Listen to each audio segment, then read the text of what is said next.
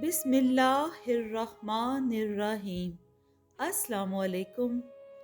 کہانی شروع کرنے سے پہلے میری آپ سے گزارش ہے کہ اگر آپ میرے چینل پر نئے ہیں تو اسے سبسکرائب کیجئے اور بیل نوٹیفیکیشن کو بھی آن کر دیں تاکہ دلچسپ اور بہترین کہانیوں کا سلسلہ بر وقت آپ کو ملتا رہے۔ دنیا کو سنبھالیں کہ دل زار کو دیکھیں، دنیا کو سنبھالیں کہ دل زار کو دیکھیں، ہم نیم نفس لوگ کون سے بیمار کو دیکھیں۔ آنکھوں میں چکا چوند ہے سینے میں اندھیرا، آنکھوں میں چکا چوند ہے سینے میں اندھیرا، سورج سے نبھائیں کہ شب تار کو دیکھیں۔ آج میں آپ کے لیے ایک انتہائی خوبصورت کہانی لے کے آئی ہوں جو کسی کی زندگی پر بیتی ہوئی ایک سچی داستان ہے۔ محبت انسان کو زندگی میں صرف ایک بار ہی ہوتی ہے۔ سچی محبت ایک پاک جذبہ ہے جو انسان کو جانور سے انسان بنا دیتی ہے۔ سچی چاہت اکثر لا حاصل ہوتی ہے، اس میں انسان اپنا سب کچھ کھو دیتا ہے اور ظالم دنیا پھر بھی اس کے خلاف بغاوت ہی کرتی ہے۔ محبت کے جذبات کو صرف وہی سمجھ سکتا ہے جس نے کبھی کسی سے سچی محبت کی ہو۔ صرف زبان سے آئی لو یو کہنا محبت نہیں ہوتی، بلکہ ان الفاظ کو حقیقی معنوں میں نبھانا محبت ہے۔ چاہے اس میں جان چلی جائے، وہی خوش قسمت ہے جسے سچی محبت حاصل ہے۔ محبت کی داستانیں پڑھتے پڑھتے آنکھیں نم ہو جاتی ہیں۔ یہ کہانی ایک اجنبی لڑکی شگفتہ کی ہے۔ میرے دوست ارسلان حیدر کی ملاقات ہوئی اور اس نے شگفتہ کی حالت زاری کو جانچتے ہوئے اس کی زندگی کے بارے میں پوچھا تو شگفتہ نے اسے اپنی زندگی کی ساری داستان سنا دی، جسے میں نے لفظوں کا روپ دے کر آپ کے سامنے پیش کر رہی ہوں۔ شگفتہ کی کہانی اسی کی زبانی سنتے ہیں۔ میرا نام شگفتہ ہے۔ میں اپنے والدین کی اکلوتی اولاد ہوں۔ میرے والدین نے بہت خوشیاں منائیں کیونکہ میں 8 سال کے بعد گھر میں پیدا ہوئی تھی۔ میری امی کا نام سمیرہ اور ابو کا نام صداقت حسین تھا۔ میرے ابو کپڑے کا کاروبار کرتے تھے اور شہر میں اچھا خاصا کام چل رہا تھا جس سے گھر کا اچھا گزر بسر ہو رہا تھا۔ میری امی میرے ابو دونوں میرا بہت خیال رکھتے تھے اور مجھے بہت پیار بھی کرتے تھے۔ میری ہر خواہش پوری کی جاتی، میں جس چیز کی تمنا کرتی وہ فوراً پوری ہو جاتی۔ میرے منجلے چچا کی کوئی بھی اولاد نہیں تھی اور چھوٹے چچا کے 3 بیٹے رحیم، خلیل اور جلیل تھے۔ رحیم بھائی شادی شدہ تھے اور ان کی بھی اپنی کوئی اولاد نہیں تھی۔ جلیل اور خلیل کی ابھی شادی نہیں ہوئی تھی۔ جب میں 4 سال کی ہوئی تو سکول جانے لگی۔ دوسری کلاس میں تھی جب میری امی کی صحت خراب ہونے لگی اور اس دوران پھپھو نسرین ہمارے گھر آئی اور ہمارے گھر کا کام کاج وہ کر دیتی تھی۔ ایک دن امی کی صحت بہت خراب ہوئی۔ ابو امی کو ہسپتال لے کر چلے گئے اور رات ان کی ہسپتال میں ہی گزر گئی۔ میں بہت پریشان تھی کہ ابو امی کو ابھی تک واپس کیوں نہیں لے کر آئے۔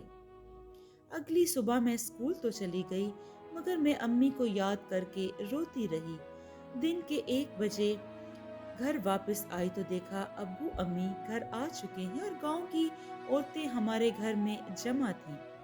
میرا خوشی سے برا حال ہو رہا تھا جب پھپھو نے مجھے بتایا کہ تجھے اللہ نے چاند سا ایک پیارا سا بھائی دیا ہے۔ میرے ابو، میری امی اور پھپھو سب بہت خوش تھے۔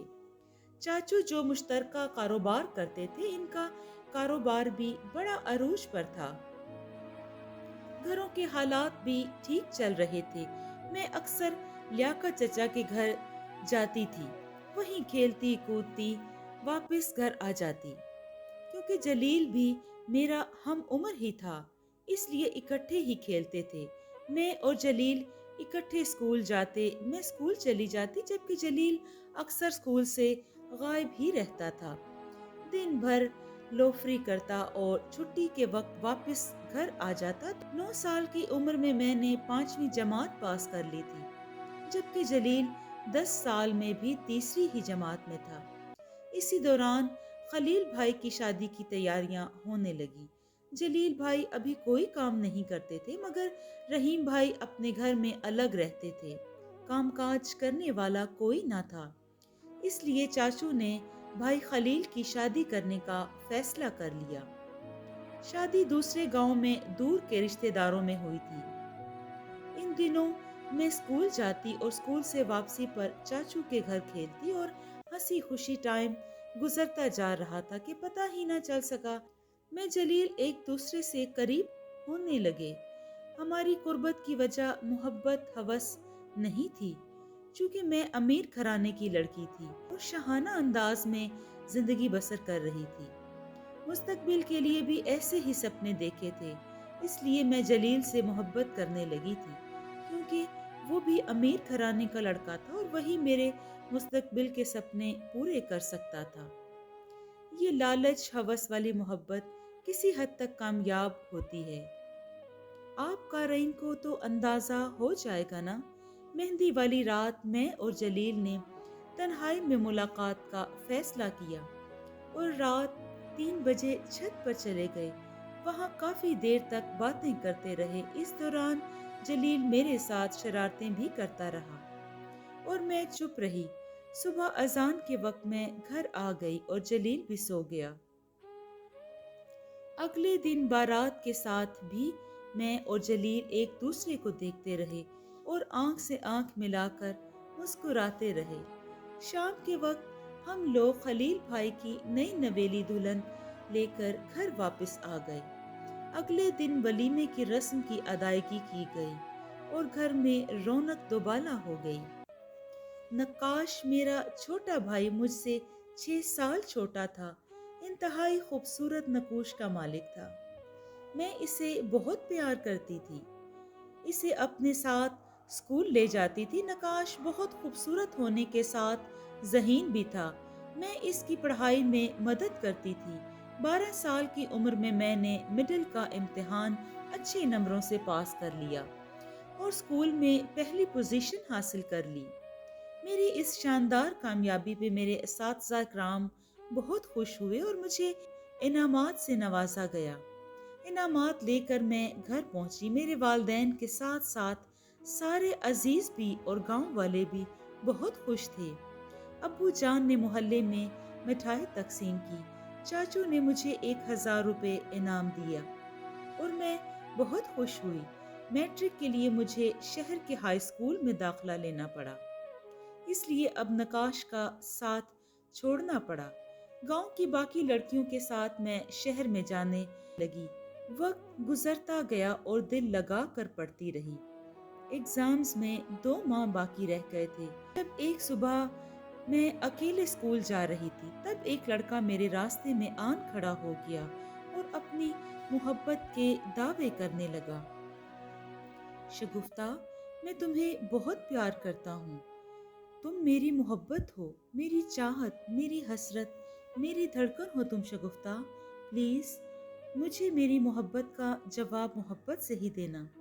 اگر تم نے میری محبت کو ٹھکرا دیا تو میں تمہارے قدموں میں تڑپ تڑپ کر جان دے دوں گا۔ تیری دہلیز پر اتنا ٹکراؤں گا سر، رشتہ روح اور جسم کا توڑ دوں گا۔ تڑپ تڑپ کے دے دوں گا جان اپنی، پھر روح تقدیر موڑ دوں گا۔ تیرے قدموں میں جگر کا خون دلبر، قطرہ قطرہ نچوڑ دوں گا۔ قسم تیری جو تجھ کو نہ پا سکا، دلبر دنیا ہی چھوڑ دوں گا۔ وہ دیوانہ دیوانگی وار محبت کے یقین کی دہائی دے رہا تھا اور میں تھی محبت دولت کی ہوس میں مبتلا تھی۔ مجھے کیا لگے کسی کی سچی محبت سے، میں تو بس جلیل پر مر مٹنے کو تیار تھی۔ سو میں اس اجنبی کی محبت کو رسوا کر کے چل پڑی۔ میں نے میٹرک اچھے نمبروں سے پاس کیا۔ اور FSC کے لیے دوسرے شہر میں داخلہ لے لیا۔ جدائی مجھے برداشت نہیں ہو رہی تھی، پر مجبوری میں انسان سب کچھ سہ لیتا ہے۔ یہ 2 سال کا عرصہ بڑی مشکل سے کٹا۔ گھر سے دور رہ کر بھی میں نے ہمت نہ ہاری اور FSC میں نمایاں کردار ادا کیا۔ اپنی BSc کی کلاسز کا بھی آغاز میں 2 ماہ باقی تھے، اس لیے میں گھر واپس آ گئی۔ گھر آ کر پتہ چلا کہ دیوانہ میری سہیلیوں سے روزانہ میرے بارے میں پوچھتا ہے۔ وہ میری یادوں میں تڑپتا ہے۔ اگر اسے میرے بارے میں پتہ چل جاتا کہ میں فلاں شہر میں چلی گئی ہوں تو وہ پل بھر میں وہاں پہنچ جاتا، مگر اسے کسی نے میرے بارے میں نہیں بتایا۔ یہ باتیں میری سہیلی نازیہ نے مجھے بتائی تھیں۔ میں سمجھ گئی کہ وہ دیوانہ کون ہو سکتا ہے، پر افسوس کہ اس دیوانے کا نام اور ایڈریس کچھ پتہ نہیں تھا۔ اس لیے نازیہ کی باتیں میں نے ایک کان سے سن کر دوسرے کان سے نکال دیں۔ دوسرے روز چاچو کے گھر ان سے ملنے گئی۔ چاچی مجھے مل کر بہت خوش ہوئے۔ میری نگاہیں جلیل کو تلاش کر رہی تھی، مگر جلیل مجھے کہیں بھی نہیں دکھائی دیا۔ جلیل کے بارے میں چاچی سے پوچھنے کا فیصلہ کیا، مگر مجھ میں اتنی ہمت ہی نہ تھی کہ میں چاچی سے پوچھ سکوں۔ گھر واپس آ کر میں نے نقاش سے جلیل کا پوچھا تو نقاش نے بتایا جلیل کراچی چلا گیا ہے کام کاج کرنے۔ مجھے تو بہت غصہ آیا کہ جلیل نے مجھے اتنا اگنور کر دیا کہ جاتے وقت مجھے مل کر بھی نہیں گیا۔ پر یہ غصہ میں کس پر نکالتی؟ میں تو ٹھیک طرح سے یہ بھی نہیں جانتی تھی کہ جلیل بھی مجھ سے محبت کرتا ہے یا نہیں۔ مجھے واقعی جلیل سے محبت ہو گئی تھی۔ مجھے اس کی بہت یاد آ رہی تھی، پر اس سے میرا کوئی رابطہ نہیں ہو پا رہا تھا۔ جلیل اصل میں بالکل آوارہ ہو گیا تھا۔ وہ سکول جانے کی بجائے اکثر چھپ کر لوفری کرتا رہتا تھا۔ اس لیے وہ پرائمری پاس کر کے کراچی چلا گیا تھا تاکہ کوئی محنت تو کرے، چونکہ وہ گاؤں والوں کی نظروں میں گر چکا تھا۔ ہمارے خاندان میں نکمے اور آوارہ لوگوں کی کوئی عزت نہیں کرتا، اس لیے وہ مجھ سے نظریں چرا کر مجھ سے دور ہو گیا تھا۔ ایک دن نقاش کے ساتھ میں بازار جا رہی تھی کہ راستے میں وہی گمنام عاشق ہمارے سامنے آ گیا۔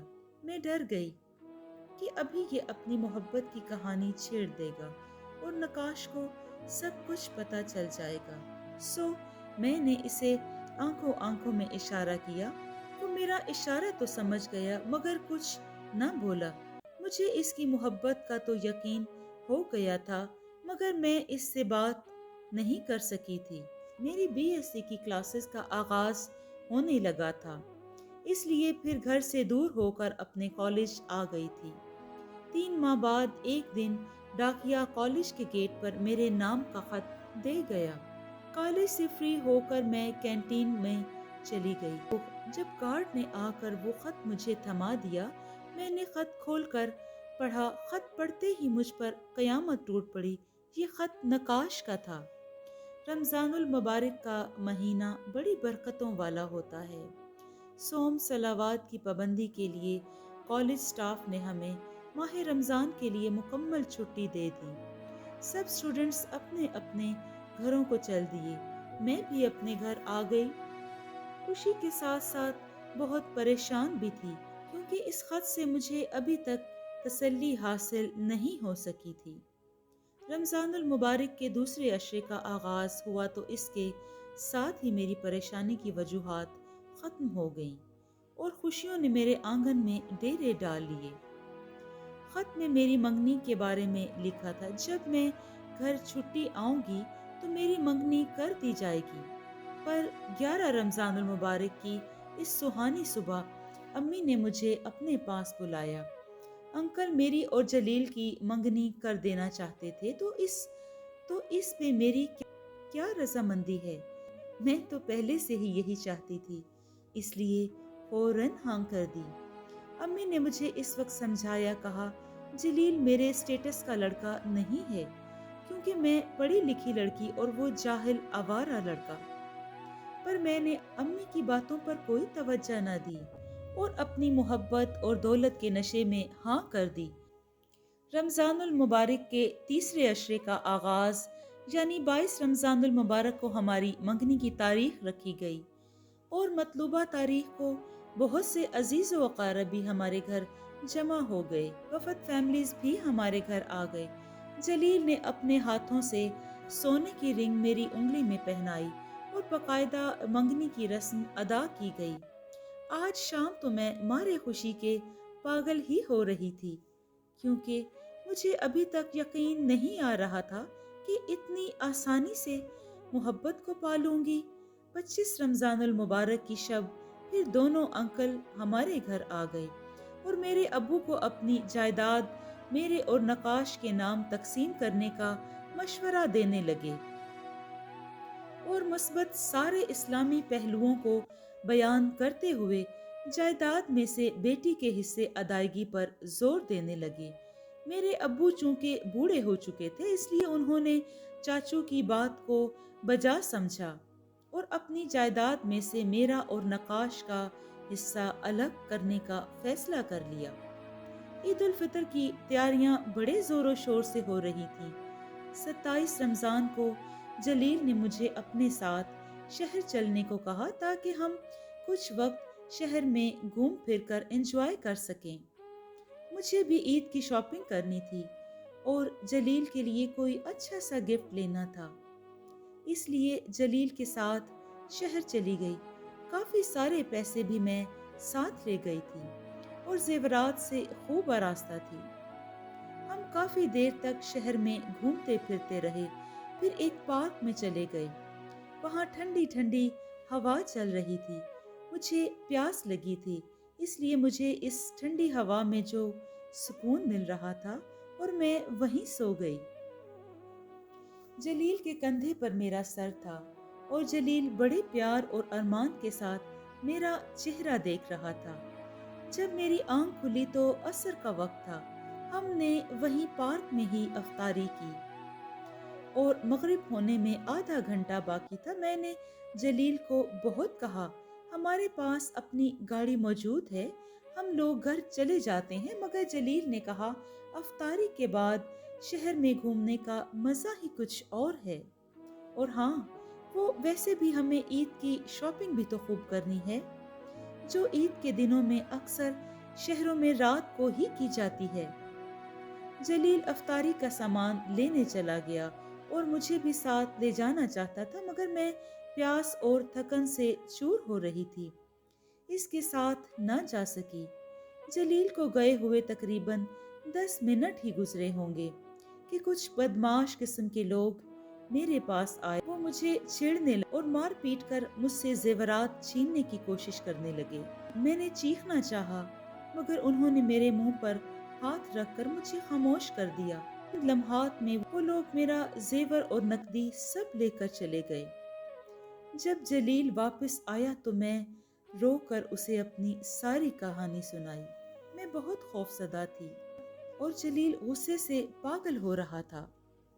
अफ्तारी वगैरह छोड़कर इनके पीछे लग गया। काफी देर बाद वापस आया। इसके पास मेरा छीना हुआ थोड़ा सा जेवर भी था, जिसे इसने इन लुटेरों को मार पीट के बाद हासिल किया था। बाकी लुटेरे तो भाग गए थे, बस यही एक जलील के हाथ लगा था। जलील से मैंने ले लिया और इसी जेवर के एवज मैंने ईद की थोड़ी बहुत शॉपिंग की। जलील के लिए एक गिफ्ट खरीदा और हम वापस अपने घर आ गए। घर आकर मैं थकन से चूर थी, कमरे में चली गई और सो गई। ईद वाले दिन हम जलील के घर दावत पर चले गए और खाना खाकर हम सब लोग आपस में बातें करने लगे। अमानत अंकल की फैमिली भी दावत पर मौजूद थी। मैं और जलील मौका पाकर छत पर चले गए। पहाड़ों की ओट, दूर उफक पर हल्का हल्का ईद का चमकता हुआ चांद मेरी और जलील की तन्हाई को मजीद दिलकश बना रहा था। फिर मैंने जलील को इसका गिफ्ट दिया। चांद की मध्यम रोशनी में भी सोने की चमकती अंगूठी देखकर जलील बहुत खुश हुआ। عید کے تیسرے دن میں اور جلیل پھپھو کے گھر گئے۔ ایک دوسرے گاؤں میں رہتی تھیں۔ پھپھو ہمیں مل کر بہت خوش ہوئیں اور پھپھو کی چھوٹی سی فیملی ہے جو صرف پھپھو اور ان کی بیٹی نازیہ ہی پر مشتمل ہے۔ دوپہر کا کھانا کھانے کے بعد پڑوس کی ایک لڑکی پھپھو کے گھر آ گئی۔ وہ بھی ہمیں دیکھ کر بہت خوش ہوئی۔ اس نے اپنا نام نبیلہ بتایا۔ تھوڑی ہی دیر میں ہم سے گھل مل گئی اور باتیں کرنے لگی۔ پھر گھر جاتے وقت وہ مجھے زبردستی اپنے گھر لے گئی۔ جب میں اس کے گھر میں داخل ہوئی تو ایک دم دنگ رہ گئی۔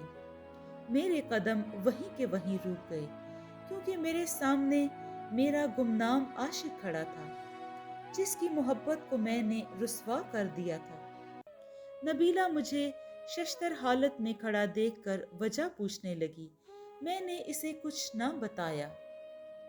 ہم اندر کمرے میں چلی گئیں۔ باتوں ہی باتوں میں نے نبیلہ سے اس لڑکے کے متعلق پوچھا تو اس نے بتایا، یہ میرا بھائی ندیم جو کسی کی محبت میں مارا مارا پھر رہا ہے۔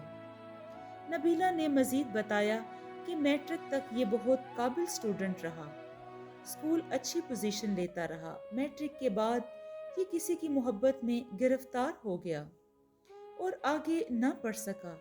نبیلہ کو تو کچھ نہ پتا تھا، اس لیے اس نے بتایا جس لڑکی سے محبت کرتا ہے وہ کسی امیر گھرانے سے تعلق رکھتی ہے۔ ندیم اس سے سچی محبت کرتا ہے مگر وہ لڑکی دولت کے نشے میں ہے، اس لیے اس نے ندیم کی سچی محبت کا کوئی رسپانس نہیں دیا، الٹا اس کو رسوا بھی کیا۔ میں بھی کتنی خود غرض تھی۔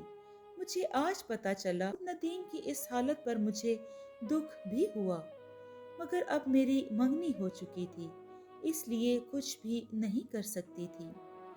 میں نے ندیم کو سب حالات سمجھانے کا فیصلہ کر لیا، اس لیے نبیلہ سے معذرت کرتے ہوئے ندیم کے کمرے میں چلی گئی۔ ندیم مجھے دیکھ کر بہت خوش ہوا۔ دوستو، ندیم کی محبت اتنی سچی تھی، مجھے اب یقین آیا۔ جب میں نے ندیم سے پوچھا، تم میرے بالکل سامنے تھے مگر تم نے مجھے نہیں دیکھا، تو ندیم نے کہا، جب سے تمہاری محبت میں گرفتار ہوا ہوں تب سے کسی لڑکی کی طرف نظر اٹھا کر نہیں دیکھا۔ جب نبیلہ کے ساتھ اندر داخل ہوئی تو مجھے نظر ضرور آئی تھی مگر میں نے تمہارے چہرے کی طرف نہیں دیکھا تھا، اس لیے میں تمہیں پہچان نہیں پایا تھا۔ میں نے ندیم کو سمجھایا، ندیم میری منگنی ہو چکی ہے۔ تو ندیم نے پوچھا، کون ہے وہ خوش قسمت جس کی تم زندگی بننے والی ہو؟ ندیم، وہ میرا کزن جلیل ہے، میں نے کہا۔ ندیم میری بات سن کر خاموش ہو گیا۔ ندیم، عنقریب میری شادی ہونے والی ہے، تم میری شادی پر ضرور آنا، میں پھپھو اور نبیلہ کو بھی شادی کی تاریخ بتا دوں گی، تمہیں بھی شادی کی دعوت دوں گی، تم لازمی آنا ندیم، تم اپنی زندگی کے بارے میں سوچو اور مجھے بھول جاؤ۔ ندیم نے مجھے اپنی قسم دیتے ہوئے کہا، میری زندگی میری بندگی تم ہی ہو شگفتہ، میں تمہیں بھول کر کون سی زندگی کا سوچوں۔ نقاش اپنی تعلیم مکمل کرنے کے بعد میڈیکل کورس کرنے اسلام آباد چلا گیا اور وہیں رہنے لگا۔ میں امی ابو نقاش کی جدائی برداشت نہیں کر سکتے تھے کیونکہ وہ اکلوتا بیٹا ہونے کے ساتھ ساتھ ہم سب کی آنکھ کا ایک تارا بھی تھا۔ وہ بھی ہمیں بہت یاد کرتا تھا، اس لیے ہم لوگ ہر ماہ اس سے ملنے اسلام آباد چلے جاتے۔ اسی طرح شب و روز گزرنے لگے۔ منگنی کے بعد میں نے کالج چھوڑ دیا کیونکہ اب جلیل سے دور نہیں رہ سکتی تھی اور ویسے بھی میری سوچوں میں جلیل مکمل طور پر بس چکا تھا، اس لیے اب پڑھائی کو تو دل ہی نہیں کرتا تھا، اس لیے میں نے گھر پر رہنا ہی مناسب سمجھا۔ جلیل کے سامنے رہتی، جلیل کو دیکھ کر میرا دل باغ باغ رہتا تھا۔ امی اور ابو ویسے بھی عمر رسیدہ ہو چکے تھے اور گھر کے سارے کام مجھے ہی کرنے ہوتے تھے، اس لیے میں کالج واپس نہ جا سکی۔ نقاش کے کورس کو 3 ماہ ہو گئے تھے اور 3 ماہ بعد 10 دن کی چھٹی آ گیا، इस दौरान अब्बू ने मेरी और नकाश की जायदाद तकसीम करने का फैसला किया और नकाश के घर आते ही दूसरे रोज अब्बू ने नंबरदार को मजीद चंद काबिले इज्जत लोगों को इकट्ठा किया और पटवारी को बुलाकर सारी जायदाद मेरे और नकाश के नाम पर कर दी। अपनी जायदाद और मलकियत को देखकर मैं बहुत खुश हुई और बहुत ही जल्द जलील की जायदाद की भी मालिक बन जाऊंगी। मैं इसी लालच में पड़ी रहती थी। चाचू और जलील को हमारी शादी की जल्दी हुई थी, इसलिए वो आए रोज शादी का मुतालबा करते। मेरी भी ख्वाहिश थी कि मैं अपने हाथों को जलील की मेहंदी से रंग लूं, मगर मेरे अम्मी अब्बू शादी के लिए राजी ना थे क्योंकि घर में काम काज के लिए किसी लड़की की जरूरत थी और इसलिए चाचू के साथ बाहमी से मशवरा करके तय पाया गया कि मेरी और नकाश की शादी इकट्ठी की जाए ताकि घरेलू कामकाज का मसला न बन सके। चुनाचा चंद दिनों बाद अम्मी और अब्बू पप्पू के घर नाजिया का हाथ मांगने गए। नाजिया इंतहाई खूबसूरत नैन नकुश के साथ अक्लमंद लड़की थी, इसलिए नाजिया और नकाश की मंगनी इसकी मर्जी से हो गई। 2 ही माह बाद शादी होना करार पाई। हर तरफ शादी की तैयारियां अरूज पर थीं। 1 हफ्ता बाद नकाश ने भी छुट्टी लेकर घर आ जाना था। बस जलील की मुझे हल्की हल्की सी आवाज सुनाई दे रही थी। अगर इस दिन मैं शगुफ्ता को साथ न ले जाता तो ये जेवर हमें कभी हासिल ना होते। जलील किसी से फोन पर बात कर रहा था। जब एक रात शादी की सोचों में गुमसुम मुझे नींद नहीं आ रही थी तो मैंने बेचैनी के आलम में जलील से मिलने चली गई, मगर जलील के दरवाजे पर पहुंचते ही मेरे कदम जलील की आवाज सुनकर रुक गए। देखो, शगुफ्ता मुझ पर बहुत एतमाद रखती है, इसलिए वो आसानी से मेरे जाल में फंस जाएगी। दोस्तों, जलील की बातें सुनकर मुझे बखूबी अंदाजा हो गया था कि वो मुझे धोखा दे रहा है, क्योंकि कुछ अरसा पहले जब मेरे जेवरात और नकदी मुझसे लूटे गए थे तब इस कार्रवाई में जलील ही का हाथ था। चूंकि जलील अफ्तारी का सामान लेने गया था तो इसने खुद जाकर इन गुंडों को मेरे मुतालिक बताया था, जो शायद इसके साथी ही थे। वो गुंडे आसानी मुझे लूट कर चले गए और जब पता चला तो इन गुंडों के पीछे चला गया और नकदी और जेवरात की तकसीम करते रहे और मेरा एतमाद बहाल रखने के लिए अपने हिस्से का जेवर मुझे लौटा दिया। दरवाजे से चलकर मैं खिड़की के पास चली गई, जहां जलील की आवाज मुझे आसानी और वाज़िया सुनाई दे रही थी। वो कह रहा था, चंद दिनों बाद मेरी शगुफ्ता से शादी हो जानी है, फिर रफ्ता रफ्ता मैं शगुफ्ता के नाम की सारी जायदाद अपने नाम करवा लूंगा। फिर शगुफ्ता को आप लोग अगवा करके अपने पास ले जाना। मैं महज जायदाद की खातिर शगुफ्ता से शादी कर रहा हूँ। असल में मेरी पसंद तो आयशा है, जो अभी तक मुझसे शादी पर राजी नहीं हुई। शगुफ्ता की जायदाद मेरे नाम होगी तो इतना माल देखकर आयशा बखूबी मुझसे शादी पर राजी हो जाएगी। इतना सब कुछ सुनकर मेरी टांगों से तो दम ही निकल गया। घर वापस आना मेरे लिए महाल हो गया था। दोस्तों, एक लड़की इतना सब कैसे बर्दाश्त कर सकती है कि जिसे बचपन से चाहा हो और मोहब्बत जो उसको मिल रही हो, और फिर वाला शोहर इसकी जायदाद के लिए इससे शादी करने और फिर उम्र भर इसे तड़पने के लिए गुंडों के हवाले कर देगा।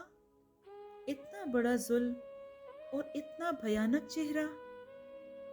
दूसरे रोज ही अम्मी और अब्बू नकाश अंकल के घर चले गए और जलील की हकीकत बयान करते हुए इस शादी से इनकारी हो गए। लियाकत चाचू अब्बू से बहुत गुस्से हो रहे थे।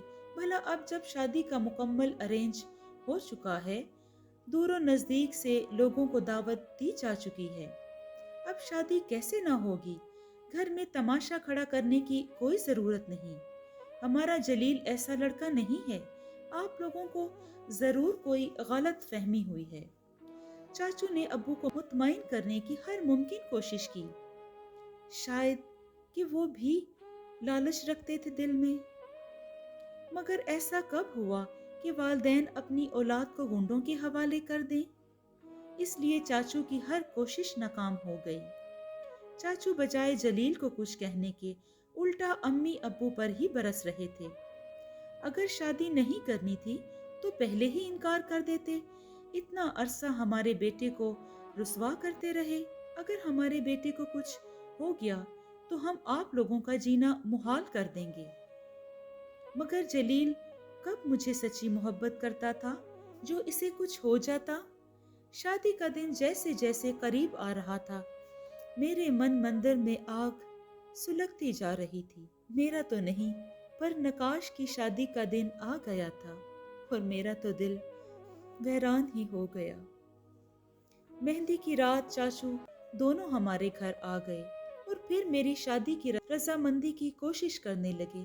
جب انہیں کوئی امید نظر نہ آئی تو غصے سے پاگل ہونے لگے، پھر ہمیں دھمکیاں دیتے واپس چلے گئے کہ اگر جلیل اور شگفتہ کی شادی نہ ہو سکی تو ہم تمہارا گھر بھی کبھی بسنے نہیں دیں گے۔ ابو جان نے انہیں بڑے تحمل سے سمجھاتے ہوئے راضی کر لیا۔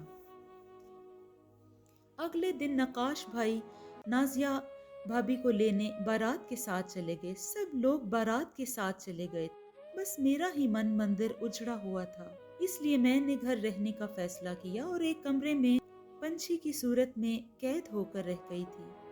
تقریباً دن کے 2:30 بجے کا ٹائم ہوگا، جلیل ہمارے گھر آیا۔ وہ بہت غصے میں تھا اور مجھے پکار رہا تھا۔ اب مجھے اس ظالم انسان سے بہت ڈر لگ رہا تھا، اس لیے میں کمرے میں چھپ گئی۔ کمرے میں اکیلی تھی کیونکہ شادی کا ارینجمنٹ ہوٹل میں تھا، اس لیے گھر میں کوئی نہ تھا۔ جلیل مجھے تلاش کرتے کرتے تھک گیا، وہ غصے میں گالیاں بکتا گھر سے چلا گیا۔ جلیل کے علاوہ سارے گھر کے افراد نقاش کی شادی میں شامل تھے۔ شادی بڑی دھوم دھام سے ہوئی۔ رات کو نقاش بھائی اور باقی سب نئی نویلی دلہن کو لے کر گھر آ گئے۔ نازیہ بھابھی کی آمد پر گھر میں خوشیوں کا راج سا چھا گیا تھا۔ تیسرے روز رفاقت انکل نے نقاش اور نازیہ کی دعوت کا ارینج کیا۔ نقاش تو اس دعوت سے انکاری ہو گیا تھا، مگر امی ابو کے کہنے پر یہ انکل کے گھر چلے گئے۔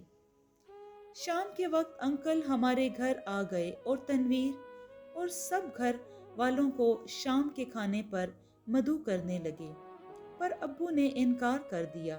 انکل نے جلیل کی اس حرکت کی وجہ سے معافی مانگی اور برا بھلا کہنے لگے کہ اس بے غیرت نے معاشرے میں ہماری ناک ہی کٹوا دی ہے اور ہم بھائیوں کے درمیان نا اتفاقی ڈال دی ہے، لہٰذا ہم جلیل کو اپنے سے الگ کر رہے ہیں اور ہم بھائی آپس میں اتفاق سے رہیں گے۔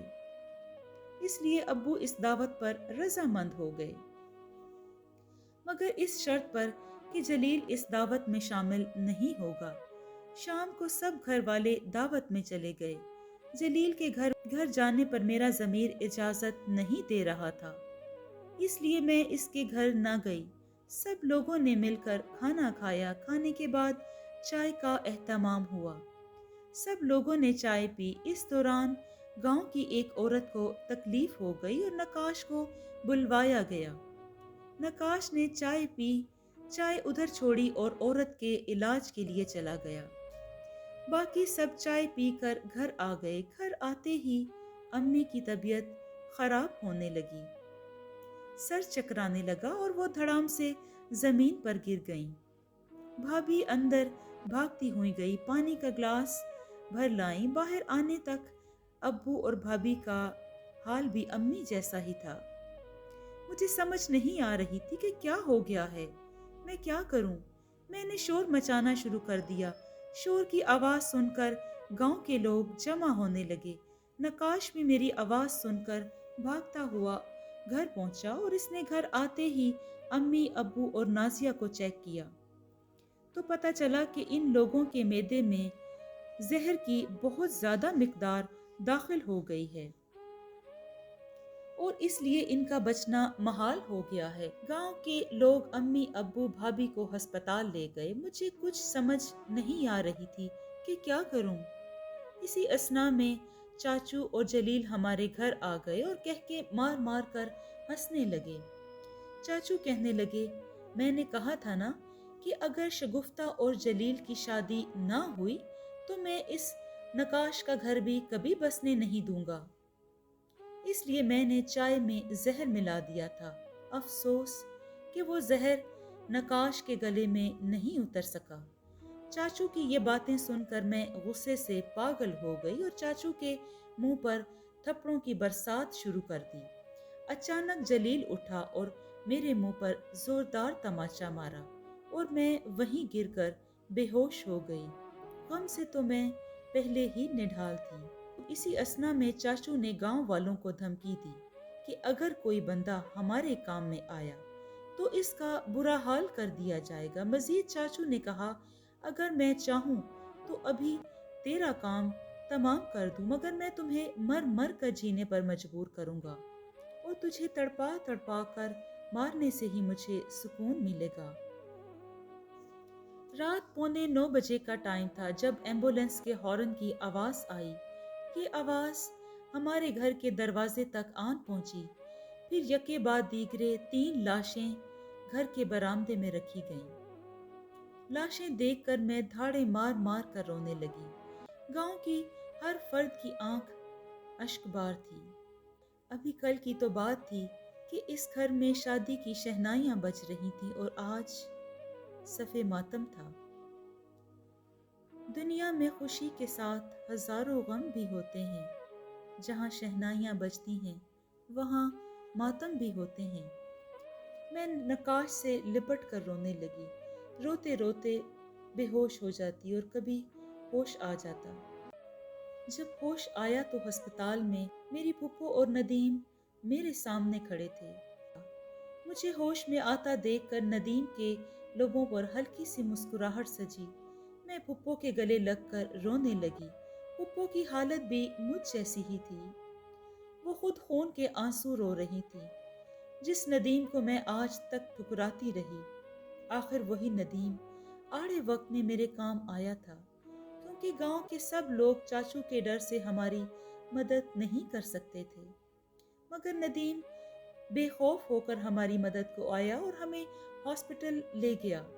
پھر ندیم نے پھپھو کو سارے حالات سے آگاہ کیا اور پھپھو کو اپنے ساتھ ہسپتال لے آیا تھا۔